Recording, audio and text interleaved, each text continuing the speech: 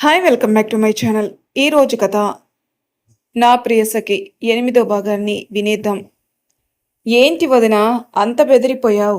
మా అమ్మకి తిట్టడమే సరిగ్గా రాదు, ఇంకా కొడుతుందని ఎలా అనుకున్నావు? అయినా నీలాంటి బంగారు బొమ్మని ఎవరైనా కొడతారా? అంటుంది మహా నవ్వుతూ. కౌసల్య గారి చేయిని తీసుకుని తన చెక్కిలి మీద పెట్టుకుంది సీత ప్రేమగా. ఆవిడ నవ్వి వెళ్ళు అనడంతో మహా అతనిని లాక్కొని రూమ్కి వెళ్తుండగా వచ్చారు డ్రెస్ అండ్ జ్యువెలరీ డిజైన్ చేసేవాళ్ళు. నిమిషాల్లో సీతకి నప్పే రంగుల్లో చీరలు, నగలు, అలాగే సీత చీరలకి మ్యాచ్ అయ్యే సూట్స్ రామ్కి చూపించి సాయంత్రానికి వాటిని పర్ఫెక్ట్గా వాళ్ళ ముందు పెట్టేశారు.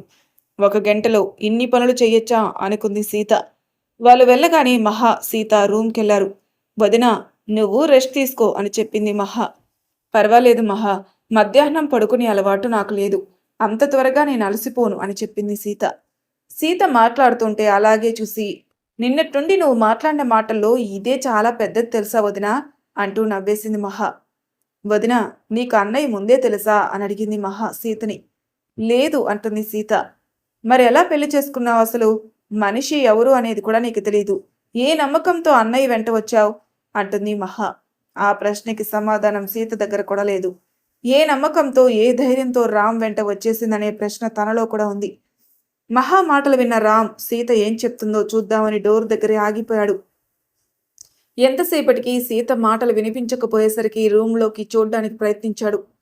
రామ్, ఇక్కడేం చేస్తున్నావు అని యశోధర గారి పిలుపుకి ఉలిక్కిపడి అప్పటికే తల డోర్ వైపు తిప్పి రామ్ని చూసేసిన సీతని చూసి తల కొట్టుకుని ఏమీ లేదు అంటూ అక్కడి నుండి వెళ్ళిపోయాడు. మహా మహాని డ్రెస్ వచ్చేసింది బంగారం అని కౌసల్య గారు పిలవడంతో కిందికి పరిగెత్తింది మహా. ఎప్పుడెప్పుడు సీతతో మాట్లాడదామని ఎదురు చూస్తున్న రామ్ మహా అలా వెళ్ళగానే ఇలా రూంలోకి దూరాడు.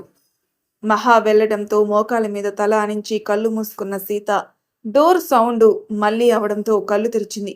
ఎదురుగా రామ్ని చూసి బెడ్ మీద నుండి లేచి నిల్చుంది. హా, కూర్చో సీత, పర్వాలేదు అన్నాడు రామ్. అప్పటికే సీత నిల్చోవడంతో తనని చూసి మాట్లాడడం మర్చిపోయాడు రామ్. కాసేపటి మౌనం తర్వాత తిన్నావా సీత అని అడిగాడు. అని బదులిచ్చింది సీత.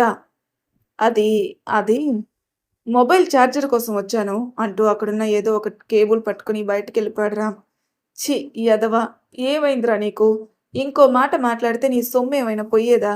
తాటి చెట్టు పెరిగినట్టు పెరిగావు కానీ ప్రేమించిన అమ్మాయికి ప్రేమిస్తున్నానని చెప్పలేవా? అందులోనూ సీత ఇప్పుడు నీ భార్య అని అద్దంలో చూసి తను తిట్టుకుంటున్నాడు రామ్.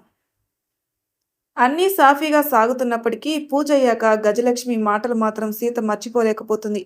దేవుడా, నేనెన్ని కష్టాలైనా భరించడానికి సిద్ధంగా ఉన్నాను, కానీ నా వల్ల వీళ్ళకి ఏ హాని జరగనీకు స్వామి అని మనసులోనే మొక్కుకుంది సీత. పెళ్లి ఎంత ఫాస్ట్గా జరిగిపోయిందో రిసెప్షన్ కూడా అంతే త్వరగా అయిపోయింది. కానీ చాలా ఆర్భాటంగా జరిగింది. పెద్ద పెద్ద వాళ్ళు చాలా మందే వచ్చారు. రామ్ సీత జంట బాగుందని చెప్పని వాళ్ళు లేరు అంటే అతిశయోక్తి కాదు. ఫొటోస్ కోసం అంత టైం నిల్చుని ఉండాలి అంటే సీత పాదానికి ఉన్న గాయం ఎంత నొప్పిగా కలిగిస్తుందని కంగారుగా ఉంది రామ్కి.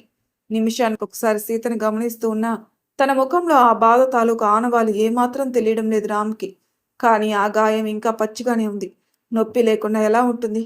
బయటికి చూపించడం లేదంతే అనుకున్నాడు రామ్. వచ్చిన బంధువులు కూడా చాలా వరకు వెళ్ళిపోయారు తర్వాత రోజుకి. అదే రోజు రాత్రి శాంతి ముహూర్తం పెట్టించారు యశోధర గారు. ఆ మాట వింటేనే సీతలో భయం తారాస్థాయికి చేరిపోయింది. రామ్కి కూడా ఏదో తెలియని అలజడి, కానీ ఆ ఫీలింగ్ కూడా అతనికి నచ్చేసింది. ఆ రోజు రాత్రి అవుతుండగా భోజనాలు కానిచ్చేసి సీత ఫ్రెష్ అయి రాగానే తనకి చీర కట్టి సింపుల్గా రెడీ చేశారు కౌసల్య గారు. పద్మ గారు సహాయం చేసినప్పటికీ అలంకారంలో మాత్రం చెయ్యి వేయలేరు ఆవిడ. తర్వాత యశోధర గారి ఆశీర్వాదం తీసుకుని కౌసల్య గారు ఇచ్చిన పాల గ్లాసు పట్టుకుని వాళ్ళతో పాటుగా పైకెళ్ళింది సీత. అడుగులు ముందుకి చాలా కష్టం మీద పడుతున్నాయి సీతకి. రూమ్ నిండా ఒక తీరుగా చల్లి గులాబీ రేకులు, బెడ్ నిండా మత్తెక్కించే మల్లెలు, వాటి మధ్యలో గులాబీల సింగారింపు, రకరకాల స్వీట్స్, ఫ్రూట్స్, తమకం పెంచే రూమ్ స్ప్రే, ఇలా రూమ్ అంతా డెకరేట్ చేసింది. పంచ కట్టుకుని పువ్వులతో అలంకరించిన బెడ్ మీద కూర్చుని ఇక నుండి ఆ రూమ్లో ఉన్న ప్రతి వస్తువు సీతది కూడా అనుకోగాని ముఖంలో నవ్వు చేరిపోయింది రామ్కి. కానీ సీత మనసు ఎరిగి నడుచుకోవాలని మనసు పదే పదే చెప్తుంది. డోర్ సౌండ్ కాగానే అటుగా చూశాడు రామ్.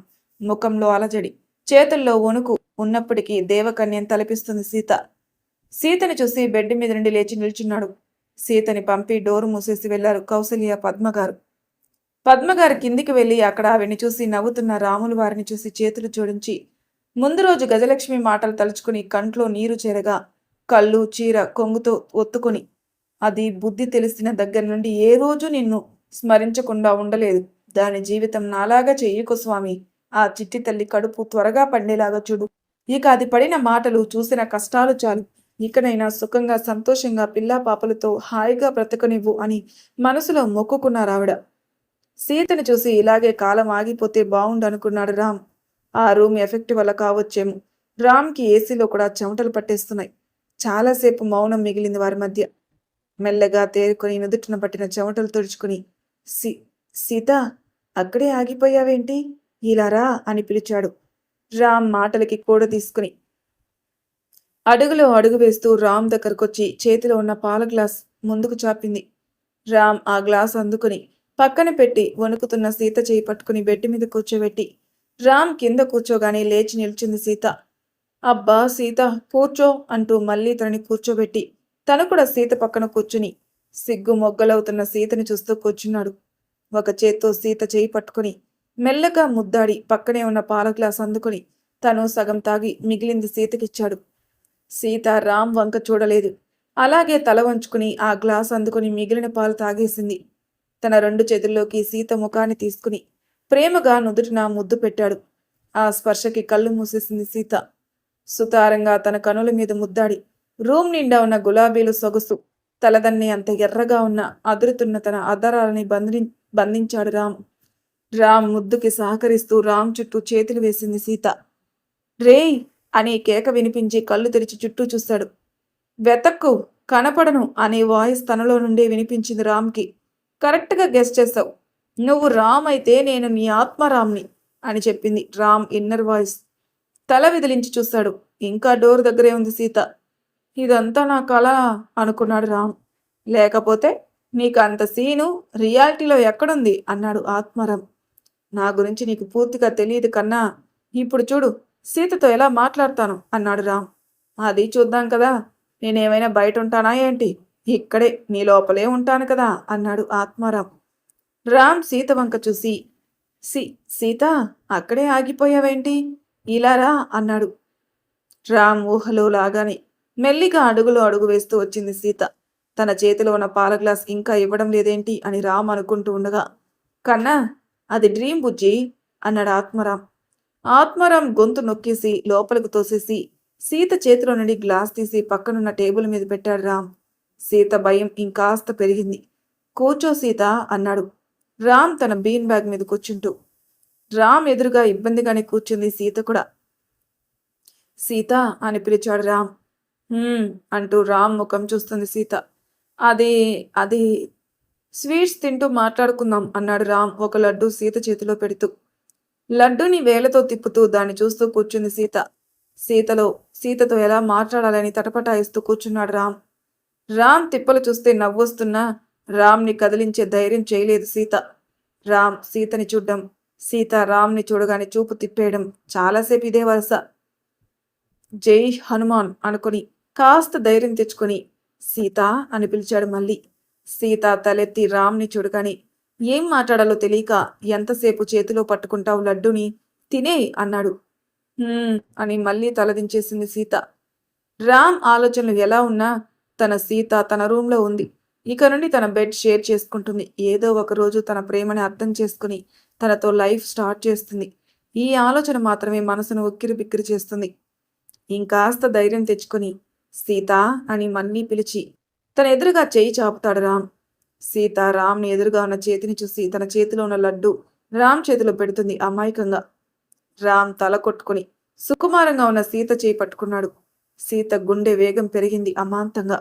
ఆ చేతిపై ఇంకో చెయ్యి వేసి, భయపడుకు సీత, నువ్వు మనస్ఫూర్తిగా ఏ రోజైతే నన్ను యాక్సెప్ట్ చేస్తావో అప్పటి వరకు మనం ఈ రూమ్ బయట వరకే భార్యాభర్తలం. ఈ 4 గోడల మధ్య మాత్రం నన్ను ఒక ఫ్రెండ్ అనుకో. నాతో ఫ్రీగా ఉండు. నీ ప్రతి అవసరం నాకు చెప్పు. ఇన్ని రోజులు నీలో ఉన్న బాధ పంచుకునే వాళ్ళు ఎవరైనా ఉన్నారో లేదో నాకు తెలియదు. ఇక నుండి నీకు ఏ బాధ కలిగనివ్వను అని కూడా నేను చెప్పను. కానీ ఎలాంటి పరిస్థితుల్లో అయినా నీకు తోడుగా మాత్రం ఖచ్చితంగా ఉంటాను అన్నాడు రామ్. పెళ్లి కాకుండానే తనని బలవంతం చేయబోయిన రవీంద్ర గుర్తుకొచ్చి పెళ్ళయ్యాక కూడా భార్య మనసు తెలుసుకుని నడుచుకుంటున్న రామ్ ఉన్నతమైన సంస్కారంతో సీతకి ఇంకాస్త నచ్చేశాడు. రామ్ సీతకి. ఏమైనా మాట్లాడు సీత అన్నాడు రామ్. సీతకి మాట్లాడాలని ఉన్నా ఏం మాట్లాడాలో తెలియడం లేదు. అందులోనూ గలగలా మాట్లాడే స్వభావం కాదు తనది కాబట్టి రామ్ మాటలు మౌనంగా వింటూ ఉంది. నువ్వు ఇలా సైలెంట్గా ఉంటే నాకు పిచ్చి పిచ్చి ఆలోచనలు వస్తాయి బంగారం. ఏమైనా మాట్లాడు అనుకున్నాడు రామ్ మనసులో. సీత మౌనం వీడి మీకు నేనెలా తెలుసు అని అడిగింది. అమ్మ నీకు కూడా మాటలొచ్చు సీత అన్నాడు రామ్. చెప్పండి అన్నట్టుగా చూసింది సీత.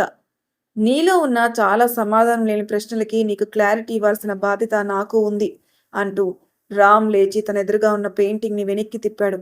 సీత ఆ పెయింటింగ్ దగ్గరికెళ్ళి దాన్ని నిశితంగా చూసి రామ్ని చూసింది. రామ్ నవ్వి అది నీదే. నాకు ఊహ తెలిసిన తర్వాత నాకు ఎక్కువగా వచ్చే కళ మన పెళ్ళి. ఒకసారి మాంగళ్య ధారణ, ఒకసారి పాణిగ్రహణం, మరొకసారి సప్తపది, మరోసారి అంటూ సిగ్గుపడి ఇలా ఏదో ఒక రూపంలో కళ మాత్రం వచ్చేది. ప్రతి ఘట్టంలో అందంగా నవ్వుతున్న నువ్వు అలా మనసులో ఉండిపోయావు. కలలో కనిపించిన నిన్ను ఇలా పెయింటింగ్లా మార్చడానికి ఎన్ని రోజులు కష్టపడ్డానో తెలుసా? ఒకసారి కళ్ళు, ఒకసారి పెదాలు, ఇలా ఒక్కొక్కసారి ఒక్కోటి గీస్తే ఈ పెయింటింగ్ అయింది అంటూ అందంగా ఏ బాధ లేకుండా కల్మషం లేకుండా స్వచ్ఛంగా నవ్వుతున్న సీత పెయింటింగ్ చూసి నిన్ను ఇలా చూడాలనేదే నా డ్రీమ్ సీత అన్నాడు రామ్ ఆ పెయింటింగ్ తడుముతూ. అంటే కలలో చూసి నన్ను ప్రేమించారా? నాకు కూడా కల వచ్చేది కానీ అందులో మీరు ఎలా ఉంటారనేది కనపడేది కాదు అనుకుంటుంది సీత. ఆ తర్వాత తన డైరీలో నుండి సీత ఫోటో చూపించి ఇది భలే గమ్మత్తుగా నన్ను చేరింది తెలుసా అన్నాడు రామ్ సీత చేతిలో ఫోటో పెడుతూ. ఓ రోజు పెళ్లిళ్ళ పెరై వచ్చాడింటికి. ఆయన దగ్గర నుండి జారిపోయింది ఈ ఫోటో. సరిగ్గా అక్కడే నా బ్యాగ్ పెట్టాను అంతే. ఆ బ్యాగ్ కతుక్కుంది. కానీ ఇందులో గమ్మత్ ఏంటంటే ఈ ఫోటోలో ఉన్న నిన్ను ముందుగా భరత్ చూశాడు. వాళ్ళే నిన్ను నా లవర్ అని ఫిక్స్ అయ్యారు అని చెప్పాడు రామ్. అందుకేనా నాతో ఆ రోజు గుడిలో వదినా అంటూ మాట్లాడేశాడు అనుకుంది సీత మళ్ళీ తనలోని తాను. నేను ఈ ఫోటో చూసేసరికి కెనడాలో ఉన్నాను. వచ్చాక నేను వెతకాలనుకున్నాను. కానీ భరత్ చెప్పే సీత, నేను ప్రేమించే సీత ఒక్కరే అని నాకు చాలా ఆలస్యంగా తెలిసింది. ఎంత ఆలస్యంగా అంటే భరత్ ఆచూకీ లేనంత లేటుగా. నీ పెళ్లికి ఇంకా కొన్ని గంటల సమయం ఉంది అనగా అన్నాడు రామ్. సీత ఆలోచనలో ఉండడం చూసి పడుకో సీత, ఆలస్యం అవుతుంది అన్నాడు రామ్. రామ్ సోఫాలో పడుకోబోతే మీరు బెడ్ మీద పడుకోండి అని చెప్పింది సీత. మరి నువ్వు అన్నాడు రామ్. నాకు కింద పడుకోవడం అలవాటే అని చెప్పింది సీత. ఇప్పుడే చెప్పాను ఈ రూమ్లో ఫ్రీగా ఉండాలి అన్నాడు రామ్ సీరియస్గా. సీత బెరుగ్గా రామ్ని చూసేసరికి నేను ఇటువైపు పడుకుంటాను, నువ్వు అటువైపు పడుకో అని సీరియస్ టోన్లోనే చెప్పాడు రామ్. అంతే.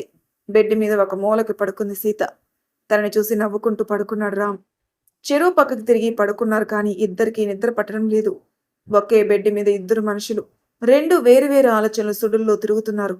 రామ్కి సీతతో ఇంకా ఇంకా మాట్లాడాలని ఉన్నా తన ఎదురుగా ఉంటే మాట్లాడలేడని, తనకి కూడా రామ్కి దగ్గర అవ్వడానికి కొంచెం టైం పడుతుందని అర్థమై పడుకోమని చెప్పాడు రామ్. ఇంతకీ సీతకి నేనంటే ఇష్టమేనా లేదా తప్పక ఇక్కడ ఉంటుందా అని ఆలోచన వచ్చింది మళ్ళీ. వెంటనే సీత వంక చూశాడు. అటువైపు తిరిగి ఉండడం వల్ల ముఖం కనిపించడం లేదు. తనలో ఎలాంటి కదలిక లేకపోయేసరికి పడుకుందేమో అని రేపు అడుగుదాంలే అనుకుని మళ్ళీ రామ్ ఇటువైపు తిరిగి పడుకున్నాడు. ఇంత మంచి వాళ్ళు నిజంగా ఉంటారా? ఒక మనిషికి తన ఇష్టాలకి ఇంత విలువనిచ్చే వీళ్ళని చూస్తుంటే ఇది నా జీవితమేనా లేదా కళ్ళు తెరిస్తే మాయమైపోయే కళ అనుకుంటుంది సీత. ఈయన కళ్ళల్లో నా మీద ఎంత ప్రేమ కనిపిస్తుంది. అలాగే అత్తయ్య మామయ్య వాళ్ళు కూడా ఎంత ఆప్యాయంగా మాట్లాడుతున్నారు. భరత్ వాళ్ళ మాటల్లో చేతల్లో నా మీద అభిమానం ప్రేమ చూపిస్తూనే ఉన్నారు. ఇంకా అమ్మమ్మ గారైతే మనిషి కటువుగా ఉన్నా ఆవిడ మనసు చాలా మెత్తగా అని అందరినీ తలుచుకుని కళ్ళు మూసుకున్నదల్లా గజలక్ష్మి గుర్తుకు రాగానే పిన్ని పిన్ని వీళ్ళన్నీ ఎన్ని మాట్లాడింది. కనీసం నేనైనా ఆవిడన్న మాటలకి క్షమాపణ కూడా చెప్పలేదు. పాపం చాలా బాధపడి ఉంటారు అనుకుంటూ రామ్ వంక చూడాలంటే ఆయన పడుకున్నారో లేదో అని అనుమానం వల్ల బిడియం అడ్డుపడి తల అటు తిప్పనివ్వలేదు. ఆలోచనలు మానేసి నేను ప్రేమించిన సీత అని రామ్ మాటలు నెమరవేసుకుంటూ హాయిగా పడుకుంది సీత. ఒసే సీత, బారుడు పెద్దెక్కేదాకా ఈ పడుకుంటే పనులు ఎవడు చేస్తాడే? కలలు కనింది చాలులే, లెగిసి వాకిలి ఊడ్చి ముగ్గు పెట్టు అలాగే పశువుల చావిడి శుభ్రం చెయ్యి అని గజలక్ష్మి అరుపులు వినిపించి కంగున లేచింది సీత. చుట్టూ చూసింది. ఎవరూ లేరు. రామ్ కూడా లేడు. మరి ఇది నిజంగానే కలనా లేకపోతే నిజమా? తర్వాయి భాగంలో ఏం జరిగిందో తెలుసుకుందాం. అంతవరకు నా ఛానల్ సబ్స్క్రైబ్ చేయని వాళ్ళు ప్లీజ్ సబ్స్క్రైబ్ చేసుకోండి. లైక్ చేసి షేర్ చేయండి. మీ అభిప్రాయాలు నాకు కామెంట్ రూపంలో తెలియజేయండి. Thank you for listening.